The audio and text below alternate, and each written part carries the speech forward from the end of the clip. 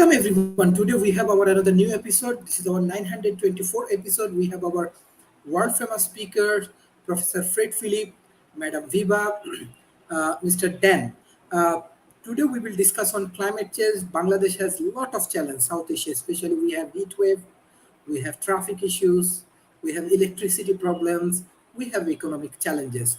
Climate change is one of the complex problems we need to solve, and definitely we have to work together. So we have some good news.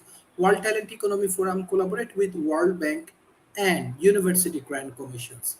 So we just get access to the available research fund for STEM, science, technology, engineering, and mathematics. So definitely we need more collaboration. We need more scientists like Viva, Professor Fred, who can help us to solve many complex problems in emerging economy. First, I would like to give chance Madam Viva to discuss about climate change, and especially we are advocating for reduction tech. Already we are organizing many seminars in universities like Asanullah University, Bangladesh, Dhaka universities, and we promote your technology. We also collaborate with European universities. We also take promoting your technology. So how your technology can be helpful for emerging economy, and as early as possible, we need to overcome from this heat wave. So what is the solution we have? You talking to me now? Yes. Yes, okay. Well, on the total climate complete greenhouse gas removal front, we're trying to get scaling to treat the whole planetary climate warming situation by removing gases out of the way so that heat can escape. So that's the physical theory and plan behind it. That's what it does in nature as well. The hydroxyl radical, which is what we work with. We work with the oxidants actually. So also, we have studied the internal construction of clouds and their electrical nature. And we know that our ion nucleation approach will probably be the future for weather and climate modification in regional areas where we can go in and treat.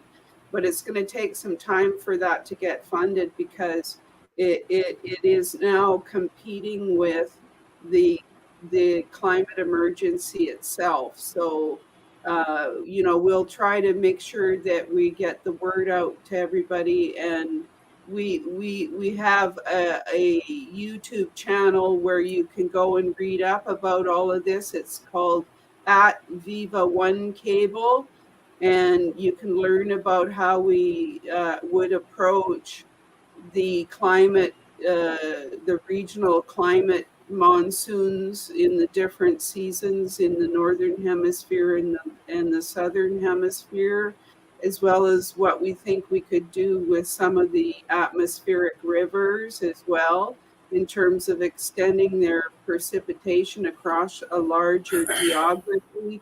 A larger geography would mean that more people get access to that rain rather than a rain bomb, which causes terrible damage.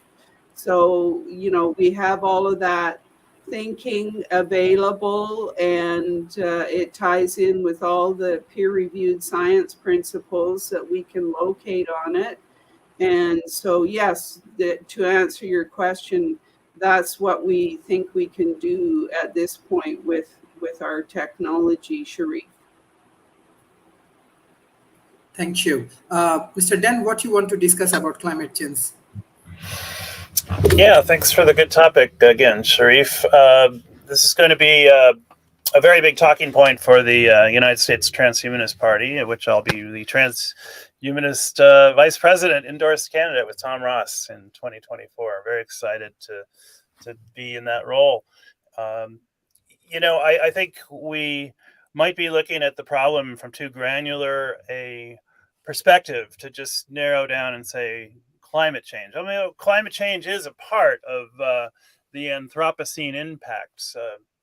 For those who haven't heard that term, the Anthropocene, it's the idea that humans are creating such a large impact on the planet that we deserve to have a geological era named after us, the Anthropocene, anthros for human and scene for era of geologic time. We are in a mass extinction. It's the biggest one since the dinosaur extinction, which was the fifth. The Earth has actually gone through at least 5 mass extinctions, and there's no doubt that humans are playing a role in this current one. We're on track to lose perhaps 1 million species in the next 3 years. But again, extinction is not uncommon for life on Earth. It's been said that like 99.9% of all species that ever existed are now extinct. So evolution is in a constant cycling mode with life, much like our climate cycles.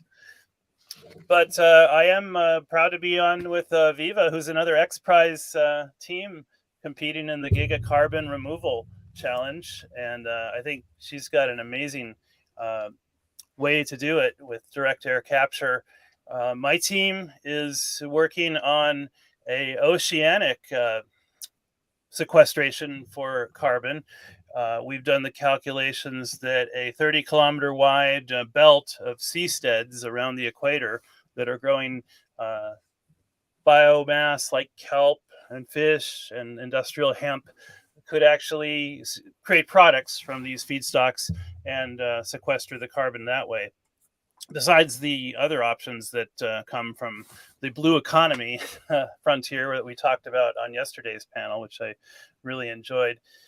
Now, it's interesting that legal actions are moving ahead on the climate frontier. There's a group of young people in Montana that are actually pursuing the climate disruption in a court setting, in a legal setting.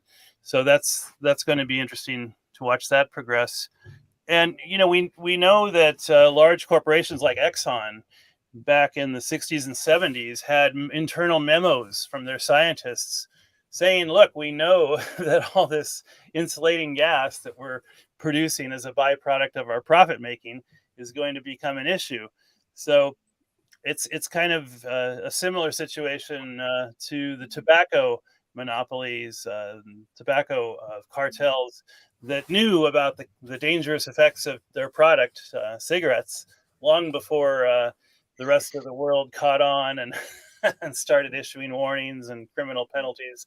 So there's a similar dynamic between the large scale producers of carbon dioxide and other greenhouse gases and the propaganda that they're pursuing as the tobacco industry did. There's a great book called The Merchants of Doubt that talks about how the tobacco industry pursued a lot of the same tactics we're seeing in the climate misinformation industry. So those would be some opening remarks. But again, I think this is a whole biosphere problem, and the climate CO2 disruption issue is just one sector of the problem, and it needs to be attacked in a whole systems design kind of thinking approach.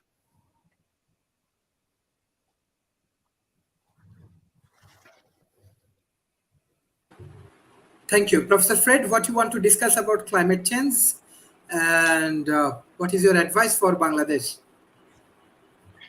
Well, thank you, Sharif. Climate change is happening. It's really no longer worth arguing about whether humans caused it or not, except for blaming the fossil fuel companies, which they really deserve and which I do endorse. The question is what to do about it.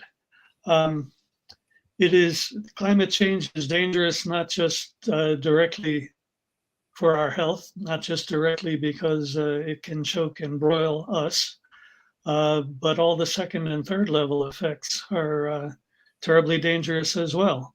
I don't think we've yet seen any wars that are directly attributable to climate change, but what's going on now in Sudan and Somaliland and Yemen, I think you could draw a line to climate change. Definitely can draw a line to climate change and mass migrations. And what happens with mass migrations? You get the spread of pathogens, you get human trafficking, excuse me, and tragedies of that sort. So there is much to fear and much to address from climate change. Now, when I visited with you in early March, Sharif, we talked at length about greenwashing and the efforts of the perpetrators to deflect responsibility. And we even noted that I even noted that an advertising firm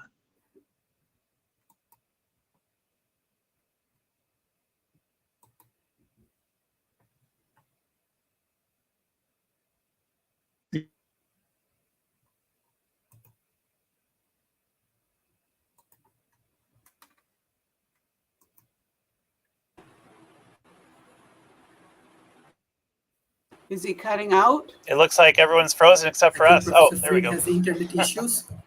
I think Fred might have a bandwidth. No. I think Professor Fred has internet problem. Madam Viva, I have a specific question for you.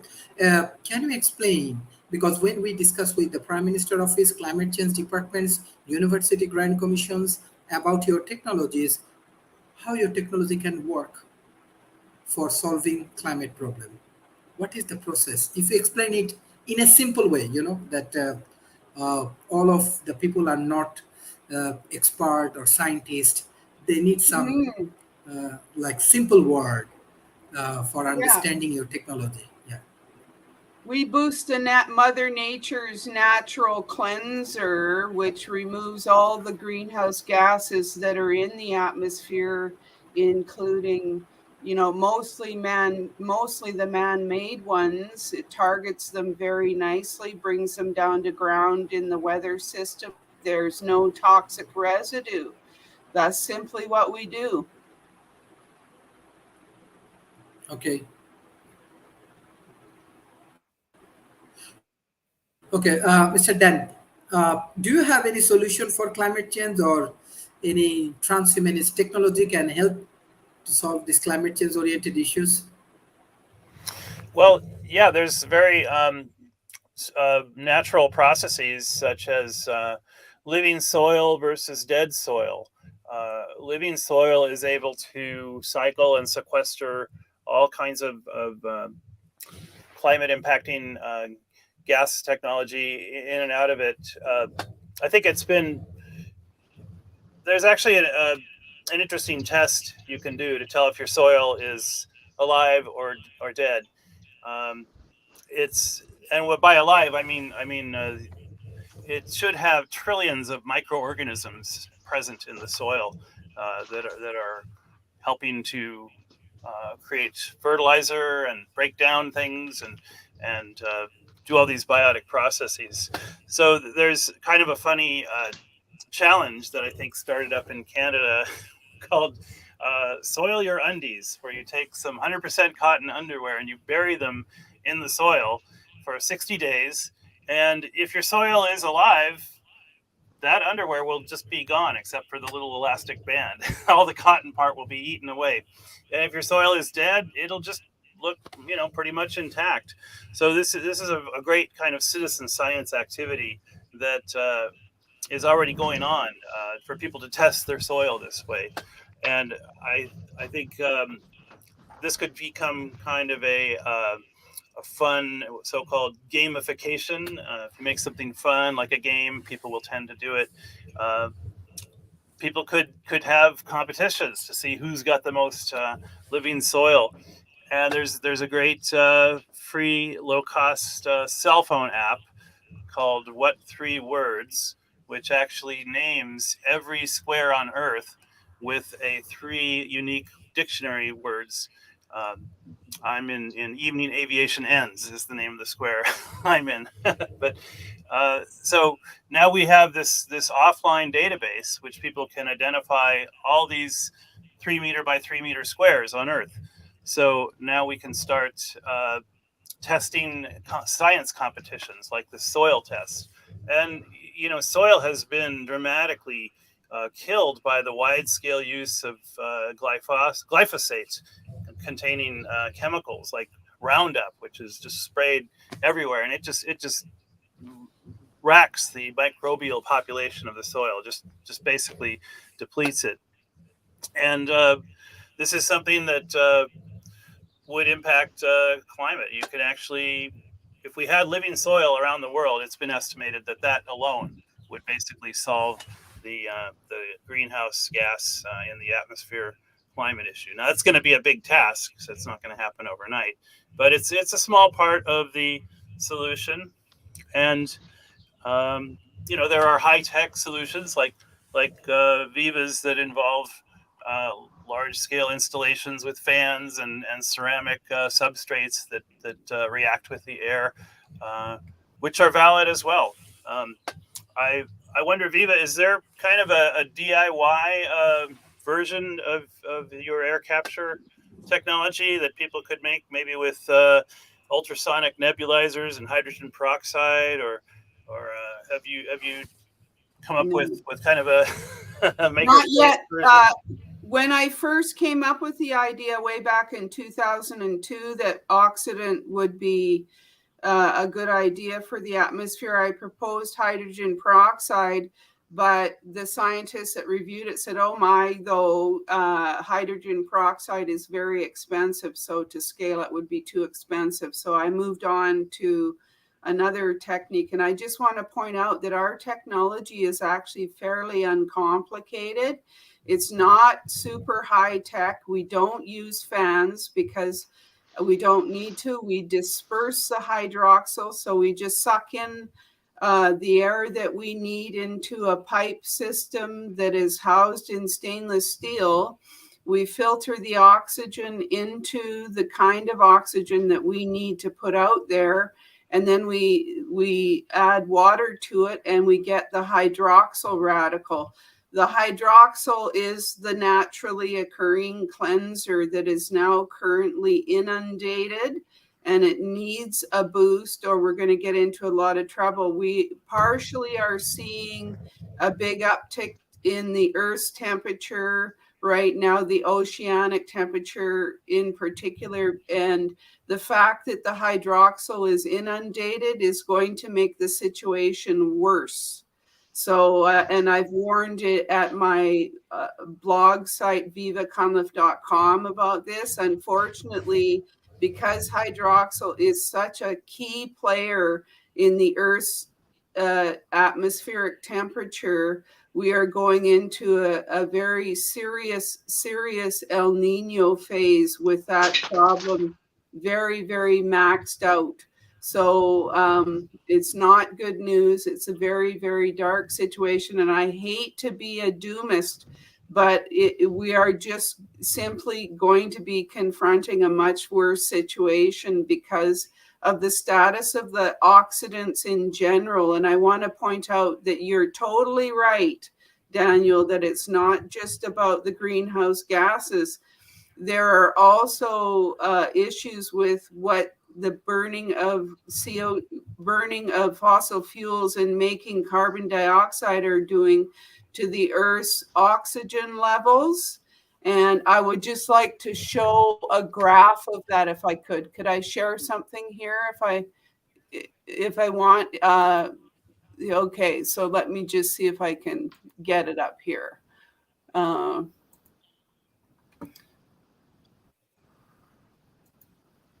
Can you see this? No. Okay, sorry. There's a little bit of an issue with this. There it is. Okay, here we go. Can you see that now, the graph on the screen?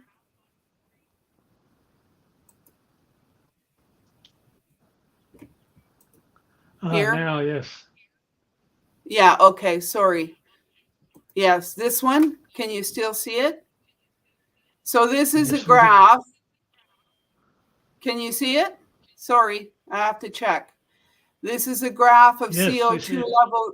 Yeah, this is a graph of the CO2 levels that we're creating going up while the Earth's oxygen levels are going down in red. Okay, so there is a direct correlation, and it is identified as causal.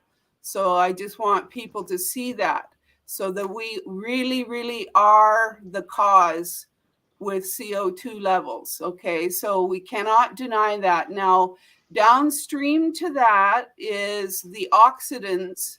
And when we have an oxygen atmosphere that's hit by sunlight, which is what is happening, we create ozone. So we have our wonderful protective ozone layer, and we have ozone in the upper levels as well, but they're all depleted now. And there's recent peer-reviewed literature that has come out admitting that the upper troposphere and the mid-troposphere ozone levels are dropping. Now, this is a problem probably because the oxygen that supplies it, which I just showed you is depleted, is now less able to produce the ozone. So we are, I think, looking at an indication that we're, because of CO2 production and the trapping of CO2 over with the carbon molecule into carbon dioxide, we're losing our oxidants.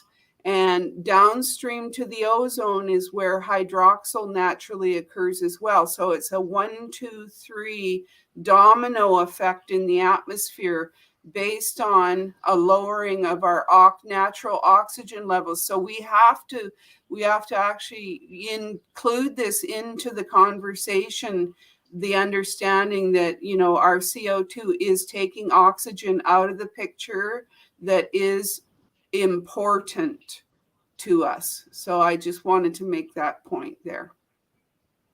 Could I ask kind of a follow-up question, Viva? Sure. What about Professor other Fred ways? Philip, I want to give Mr. Dan. I think Professor Fred actually cut off. So I want to give him chance. Then if you have question, Madam Viva. Yeah. Sorry about that. Yeah. Professor If Fred. that's all right. Okay, thank you all. I apologize for losing connection. When I was cut off at that moment, I was talking about the culprits, who are largely the fossil fuel industries attempting to deflect responsibility and to do what they can do to maintain the status quo. And part of the effort to maintain the status quo is to encourage technological pessimism among all of us. Now, I and other fellows of the Tondo Institute tend to be technological optimists, and many, including myself, are scholars of technology forecasting and technology management. So when there are fossil fuel industry funded press releases saying, for example, that wind turbine blades are never going to be recyclable, that alternative energy sources that are currently not economically competitive with oil, gas, and coal never will be. Well, we know that that's nonsense.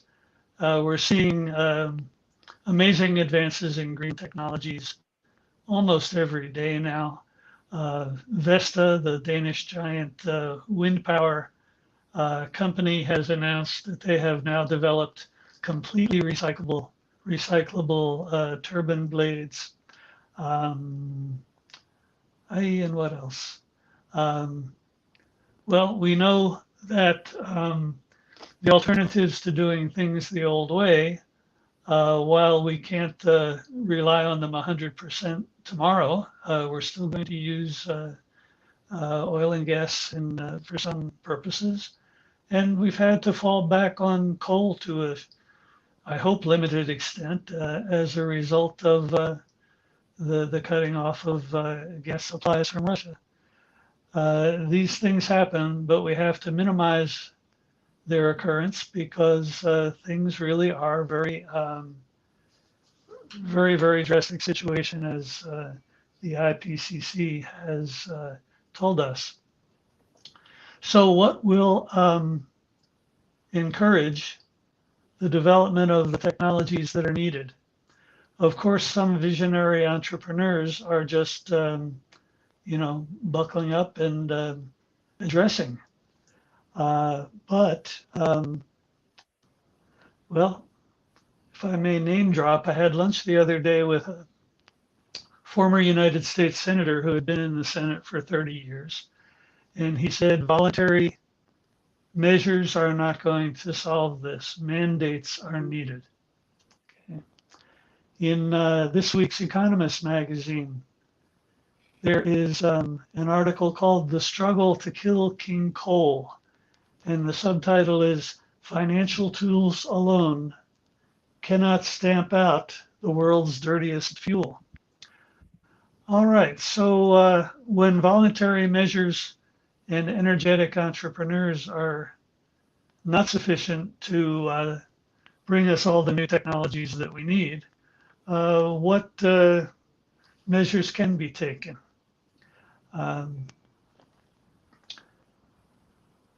My co-authors in Taiwan and Vietnam and I are now researching the prospects for technology forcing. Let me define that. Technology forcing means that when there is an urgent environmental problem or a technical problem of any kind, and no current technology can solve it, at least at a remotely feasible cost, then a mandate goes out to say a new alternative must be developed by such and such a date, and no excuses will be allowed. Now, the best example of this in our American history is the Clean Air Act of 1970 that said automobile emissions need to be reduced by such and such a percent by such and such a date. And the Environmental Protection Agency was actually given the authority to shut down companies that continued to violate that mandate past the due date. The results were amazing. The emissions from cars were reduced, catalytic converters were developed, unleaded gasoline was introduced. A terrific, terrific success. It was, for people who believe in free markets and small government, this was just anathema. They hated it. And one of our political parties here continues to absolutely detest the Environmental Protection Agency. And this is a problem for ongoing technology forcing efforts. Okay, so the politics of this is something that we're going to examine the ins and outs in our paper. But what other measures do governments or even corporations have for encouraging the development of new technologies faster than they would be developed without intervention? Well, there are bans. That's closely related to technology forcing, but it says what technologies you may not use past a certain date. And we have, for example, California saying that no diesel trucks may be sold in the state after, I think, 2030. All right, so that's a ban. And people are going to have to find other ways to convey heavy goods. In California, it's not saying what it was. Okay, so like technology forcing, the mandate says, I don't care how you do it, just do it. The ban it's a variation. It says, we are going to tell you a way that you may not do it. All right, then there are subsidies and tax credits and so on. These are the financial tools that the Economist magazine has just excoriated. And right now we have the Inflation Reduction Act that gives subsidies for green technologies. And we are seeing massive greenwashing as companies want to grab that subsidy money and they lie and say that their current dirty practices really are green innovations. Look at that. I want the government's money. So I'm not enamored of subsidies and tax credits here, nor carbon markets. About a year ago on this panel, we discussed carbon markets and the ways that they are subverted and corrupted. And again, that is a non-technical thing, really. It's not a technological innovation. So the governments can set targets. Targets tend to be very soft and easily avoidable targets for emission reductions or cleaner operations. And what else do we have? Prizes. I think prizes are promising. Not prizes for what people did in the past, like the Nobel Prize, but a prize that says, if you come up with an innovation that satisfies such and such criteria before such and such a date, then we will award you a prize. I think this is also a promising way, as is technology forcing. Government procurement is another method. The United States government is a massive, massive customer in terms of dollars spent. And if they say they were only going to buy products and services that have a certain maximum carbon footprint, then that encourages innovation as well. And of course, a number of governments issue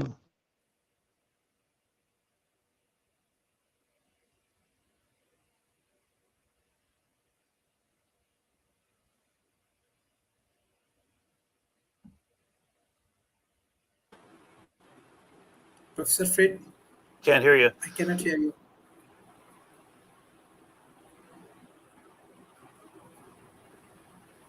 now, can you hear me? Yeah. Yeah. Okay, governments issue initiatives that mix the different kinds of initiatives or incentives that I just mentioned. So besides the Clean Air Act, we're looking at a number of other instances where it's been used in America for nitrogen pollution reduction and encouraging electrification. The problem is that things like EVs, electric vehicles, and further electrification have systemic requirements for infrastructure.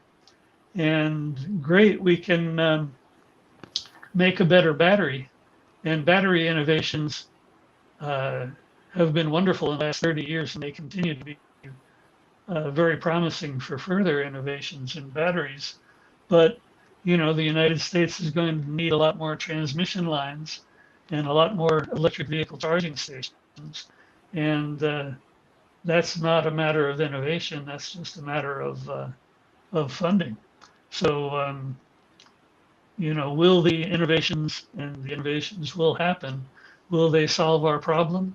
Well, maybe not if they need massive infrastructure investment. All right, some of these measures directly affect vendors, and some of them directly affect consumers. Some of them are carrots, and some of them are sticks.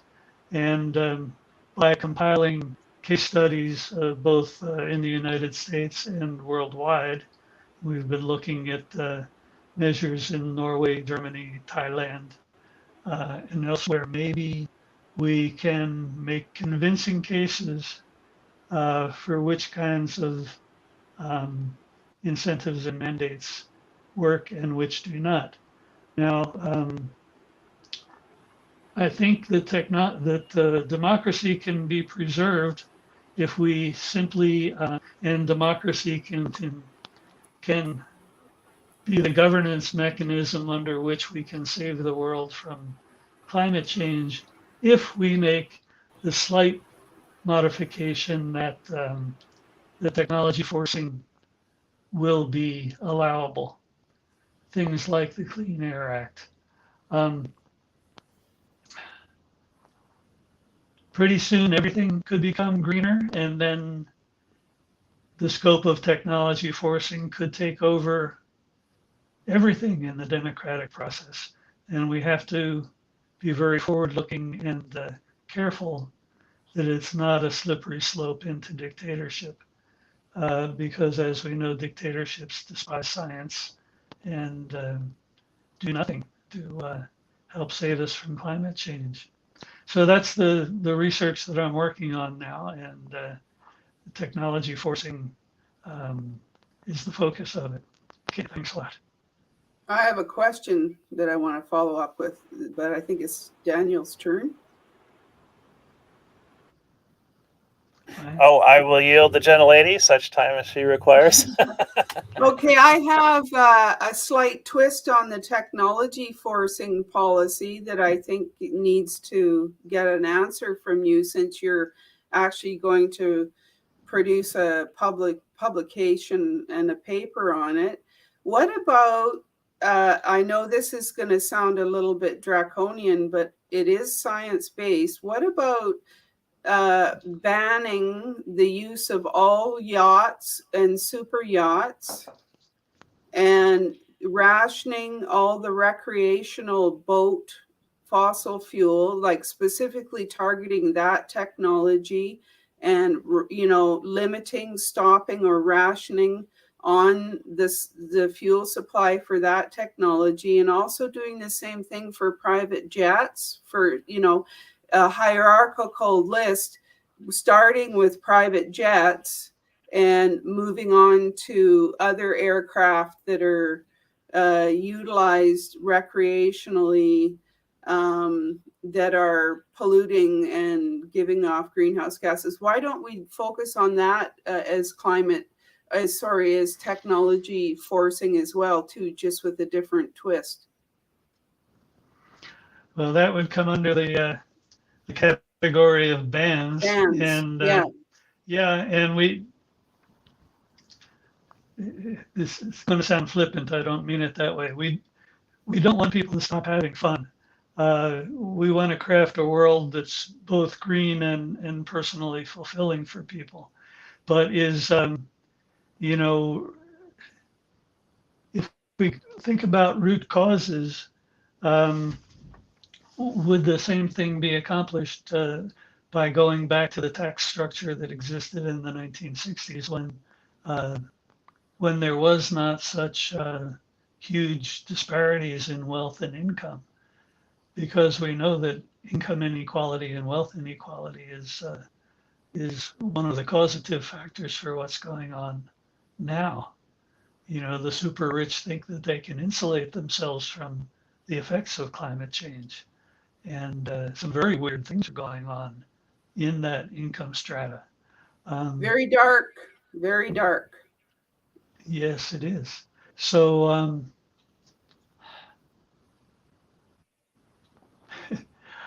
I wonder how, from a law enforcement perspective, that could be, what you suggest could be accomplished, because what makes a yacht a super yacht, we get all tangled up in that. I would rather go back and reestablish the high marginal tax rate for extremely wealthy people. Okay, And then that's a good answer.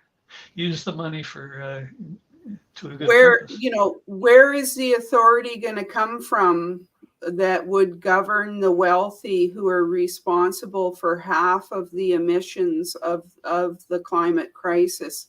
That's what I am struggling with as well too, is where that authority is going to come from, if we're ever going to get them to confront, because obviously they're the leaders when it comes to not following voluntarily reduced carbon usage. They're the worst actors on that score. Well, I'd like to weigh in on that. Go ahead. I used to joke that 87% of world emissions comes from policy wonks like you and me flying to sustainability conferences. That's true as well. But I don't do that. Personally, I don't do that. Good. Um, yeah, I don't really have anything further there. It's we have one political party in the U.S. who pretends to serve the working family and just continues emptying their pockets and pouring it into the coffers of the rich. So that has to change. Maybe We have, current yeah, events will make that. Maybe current events politicians, will. yeah, Go ahead. politicians are a bottleneck.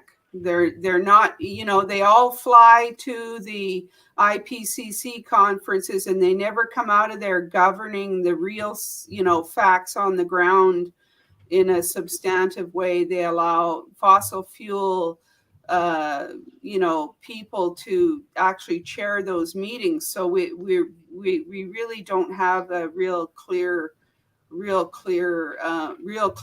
on the credibility and the ethics of what's going on. We really still do not have that.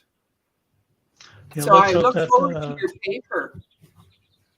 Let's hope that oil tycoon gets booted from heading the COP conference. But, you know, it's the Congress that sets the tax rates and funds the IRS. Right now, they're trying to defund it so that they won't have enough assets to go and audit the super rich. And you know, the Citizens United decision makes the politicians ever more susceptible to deep pocket lobbying. So we are in a terrible, terrible situation. Well, if I could weigh in real quick on that topic, I think we have a model for supranational governing bodies and things like the International Telecommunications Union that governs bandwidth allocation. And, you know, I'm an extra class amateur radio operator, and we are a self-policing kind of hobby. You know, if we find people that are bootlegging their privileges or jamming people's frequencies, we ignore them and we report them and we find them. and you know, this same philosophy should apply to natural resources. People that are abusing natural resources, first, they should be boycotted. They should be exposed to journalist investigations. They should be publicly shamed. And we can also proactively procot people that are behaving good. You know, I'm a Georgist also. I believe that we should have equal access to the location values found in nature. They should be subject to a level playing field of rules where, you know, you can auction your bundle of rights to use an element of nature. But to monopolize it by force for all time, I mean, come on, that's just medieval. That system is going to go away sooner or later. And I would suggest people look up geolibertarianism. Henry George, look up his book. That was the best-selling book of the 1800s, Progress and Poverty. It outsold the Bible. You know, 100,000 people came to the guy's funeral, and he's lost to history. You know, he's basically the founder of the progressive movement. But yeah, that's what public education does. It selectively edits history, and you don't find out about these people that had great ideas. You know, John Locke, the founder of modern classical liberalism, he said property should be subject to the proviso that you can only monopolize it when there is enough and left as good enough in common for others. You know, that's a principle that we could apply today using voluntary means, like you know, community land trusts. You know, there's an organization called the Nature Conservancy that buys up large contiguous tracts of lands and puts them in a trust where they will be kept wild. You know, we can apply these same kinds of legal structures to nature. You know, it sounds good. Oh, let's just ban all the people that are doing bad behavior, but that can actually backfire because there are, you know, I like to think of the do no greater harm model in medicine. You start with the least invasive thing that might possibly work, and if that doesn't work, you move on to something more invasive.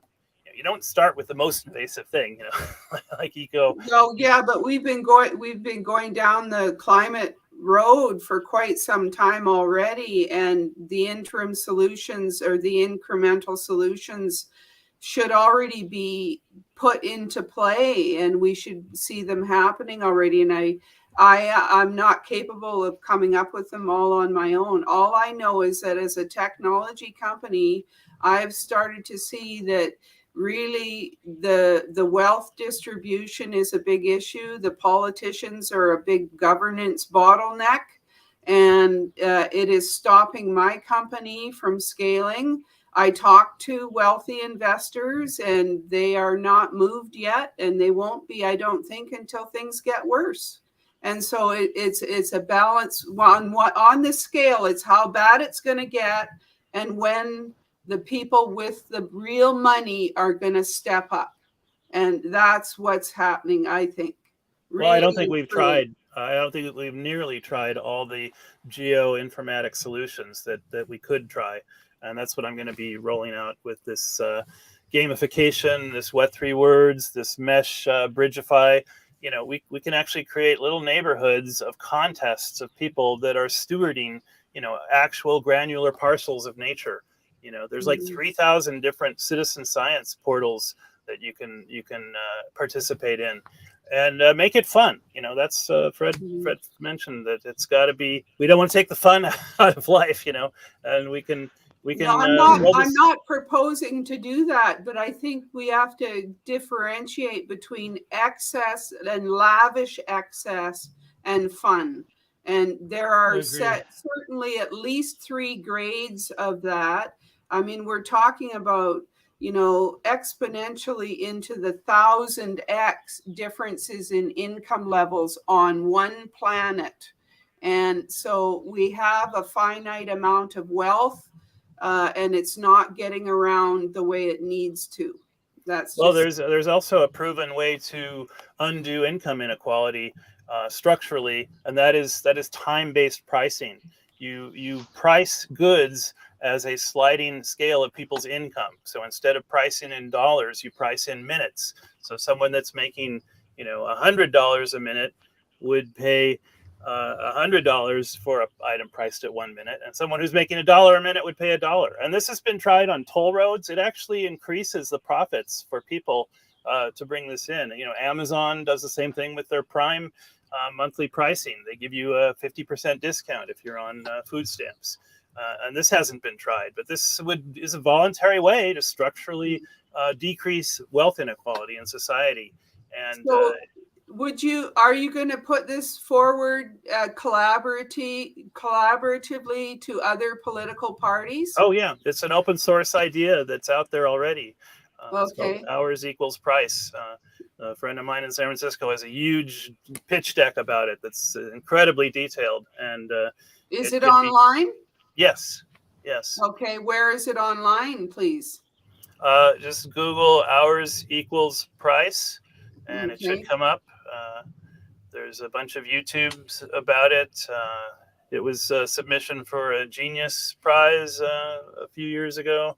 But yeah, I'm hoping to. It's, you know, sometimes good ideas just sort of stagnate unless they're properly. Tell me about it. Yeah. Tell me about it. I mean, Daniel, I've got a technology that addresses more than just the carbon in the atmosphere that's out of balance.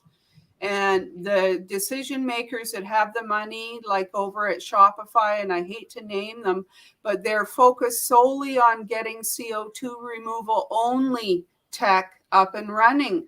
They're not looking at holistic reality of what's happening with the planet. So now we have to try and either wait for them to evolve to us or to encourage them to evolve to a more holistic, you know, realization that there are other things that are out of balance, you know, in addition to greenhouse gases that we can correct, such as the other pollutants. And, you know, so this is why we're sounding a little bit frustrated on my side.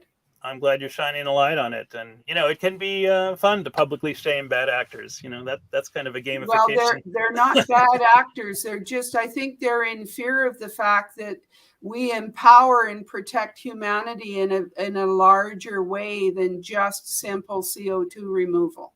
Yeah, we have to differentiate bad actors from bad behaviors. Yeah, That's they're important. they're Right. just Hate the tunnel sin, but vision. not the sinner, right? Yeah, Yeah. right. Well said. All I right. would have said Yeah, it myself. Daniel, let's stay in touch about these neighborhood initiatives. My Yeah, institute, it's we're basically a game. not willing, not ready to give up on national governments, but the action is going to be in cities and often just in neighborhoods within cities because mayors are much closer to their constituents than senators are, and the Maybe you bad can effects partner. of Maybe you can partner with the C40 cities group, C40 cities, yeah, and because we've already reached out to the Mayors for Peace, which is headquartered in Japan, Well, I'm and going to also be running for city council again here in Thousand Oaks for a fourth time. So I'll be in the unique position of running for vice president and city council. So I think the solutions will, interlink and converge. okay, because right now we're using as our first test site Santa Barbara, Oh, and wow. You're right up the road. in terms of getting the super rich to understand that there's a problem. Well, there are a lot of such people in Santa Barbara, and many of them have been close to having been burned out of their homes with the wildfires. Yes. So this Yes. is becoming immediate Personal. to them. So yeah, let me put you in touch with some of our people there in California who are working with Santa Barbara, and maybe we can make something good about Yeah, I'm on that. LinkedIn. Easy to find, and I think that's a good place to make talent progress. All righty. I just wanted to make one comment about entrepreneurial risk because in terms of conservation of the environment, we have the precautionary principle and the Brundtland Declaration, which basically say don't do anything that puts later generations at greater risk. And it's so tempting to interpret those things as a reason to do nothing, right? Which actually puts future generations at greater risk, right? Um, Viva, you are an entrepreneur with a startup company. It's risky, right? You might make a lot of money and leave it to your children, which is a future generation.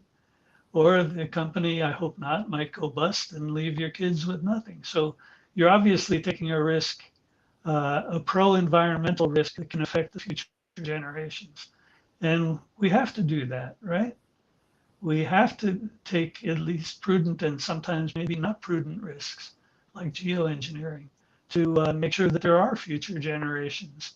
So I really believe we throw away the precautionary principle and the Brundtland Declaration and just do prudent risk. Yeah, when Thank you're on a you. lifeboat, And Viva, you do whatever it takes. Go yeah, ahead. the this is excellent discussion.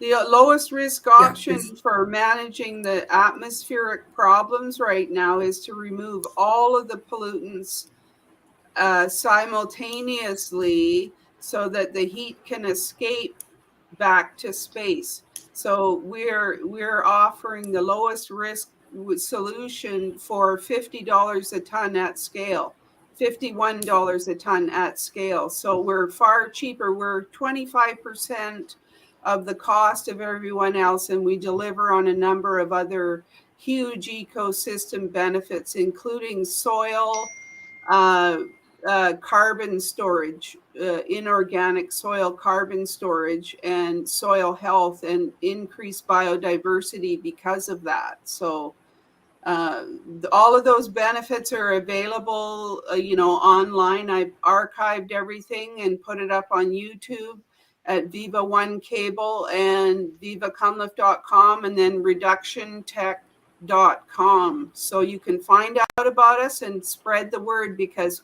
we really do have good news for this, and it's not greenwashing. It would be basically a clean, full atmospheric backwash which is really what we do need for all the record pollution we're putting into the atmosphere. It deals with all of it. That's wonderful. Thank you. Professor Fred, what's your concluding remarks for today? Well, let's be technological optimists, because the costs of expensive green tech will come down. New materials will be invented. Not quite ready to eat the rich, but we should raise their taxes. Particularly villainize the top executives of the oil companies. They know what they're doing. They're hoping that they'll retire before the stock crashes, and that they can go live in a bunker in New Zealand and survive the apocalypse. I think if I say any more, I'll get too cynical. So I'll stop. What a goal, eh? What a goal to have. What a goal to have. To live in a bunker. Yeah, and the people who try to plan these, help the super rich plan these things, anticipate that their biggest problem will be their staff. How to keep the staff from turning on them. Perhaps you've read those articles. Yeah, it's not going to be easy for them. Thank you. Mr. Dan, what's your concluding remarks for today? Well, the excuse of every bad actor is, oh, I'm just fulfilling a need, and we are the people that are buying the products of these bad actors with these bad behaviors. So, you have to address both sides of the economic equation, the supply and the demand side. So you can't really divorce them. They are mutually interpenetrating and mutually arising. But I would say that when, like in amateur radio, there are rules about what you can and can't do on the air. But guess what? In an emergency, you can do whatever it takes to get your message out.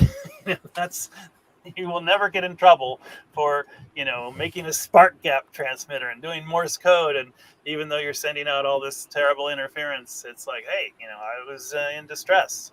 I had to get a message out, and that's perfectly fine. And it's the same with first responders.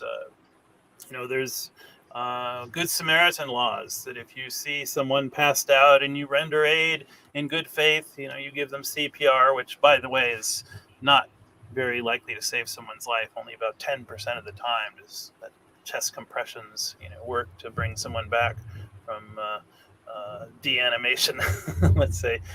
But anyway, there's laws that shield people that render aid. The law of the sea has a similar provision. If you're navigating on the high seas and you see a vessel in distress, the law of the sea says you are bound to render aid to that vessel in distress. And, it's been pointed out, actually, I think the first person to use the term spaceship Earth was Henry George back in the 1800s, although Buckminster Fuller used it too. And the Earth is a vessel on the high seas of space, and it's in distress. So we are all bound to render aid to it, and we need to get that overview effect of proper perspective in our lives more and more. So I'll wrap it up there, and thanks again, everyone. Sharif, can I make one more comment? I just think that the super wealthy in Fred's area that he mentioned that you and Daniel will network on that have had their houses burned down. Somehow we have to get them to start talking to their peers about the threat and, really getting the word out as quickly as possible. And that was just my other final thought. Yes, I agree. And I was going to mention that when I was a youngster living in northern Illinois, there was a guy whose nickname was something like the Phantom of the Fox River. And he would find companies that were pouring their effluents into the Fox River, and he'd sneak in at night and plug up the exit pipes with concrete. And nobody ever found out who he was. And he was an early environmental activist, let's say, clearly bending the law. And I am not advocating that any of our listeners do that, but I did want to point out that it's possible. And there's a great book called The Monkey Wrench Gang by Edward Abbey that has similar ideas. But yeah, I'm not advocating. Thank you, everyone. Thank you, Professor Fred. Thank you, Mr. Dan, and thank you, Madam Viva, for joining today's session. I request all of our audience, please share our content with the government agency, corporation, and academy. Thank you. Bye-bye, and take care. Bye. Good to meet you both.